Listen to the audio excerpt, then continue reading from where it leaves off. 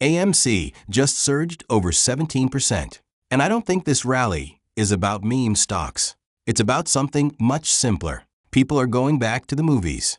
Let's talk about what's happening. Because after years of bad headlines, AMC just delivered something investors haven't seen in a long time: growth.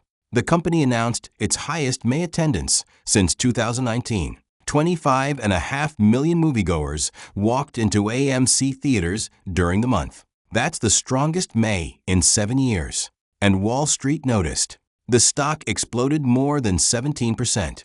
Another report showed shares surging over 22% thanks to exceptional box office results. And it wasn't just AMC. Competitors like Cinemark and Marcus also move higher, which tells you this isn't company-specific. This is a broader recovery story for the entire theater industry. But here's where things get interesting. Despite the rally, Wall Street remains skeptical. The average analyst rating is still hold, and many price targets remain below where the stock recently traded. Why? Because while attendance is improving, the balance sheet remains ugly. AMC still carries roughly $4 billion in debt, another $4 billion in lease obligations.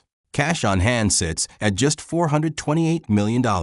The company continues to generate negative free cash flow. Pre-tax margins remain deeply negative, and the current ratio is just 0.4, meaning liquidity remains a major concern. So while movie theaters are recovering, AMC itself still has a lot of financial problems to solve. And that's why this stock remains incredibly volatile. Over the last year alone, AMC has experienced 22 moves greater than 5%, making it one of the wildest stocks in the market. But there are some positives. Management continues making improvements.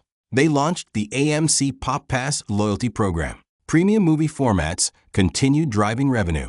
And perhaps most importantly, the company recently refinanced debt, issuing $1.73 billion in notes due 2031, giving AMC more time and reducing immediate pressure. Some analysts view that as an encouraging sign. Now here's the break. The bull case is simple. If box office attendance continues recovering, if premium experiences drive higher spending, and if management successfully manages the balance sheet, AMC could slowly work its way back toward profitability. But the bear case is just as obvious.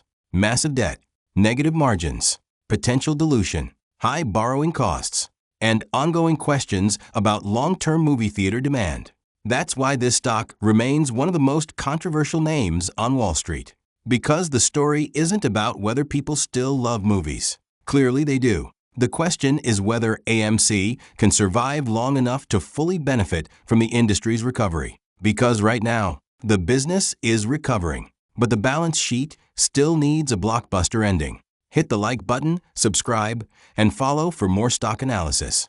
And let me know in the comments, is AMC making a comeback? Or is this just another short-term rally in a long-term turnaround story?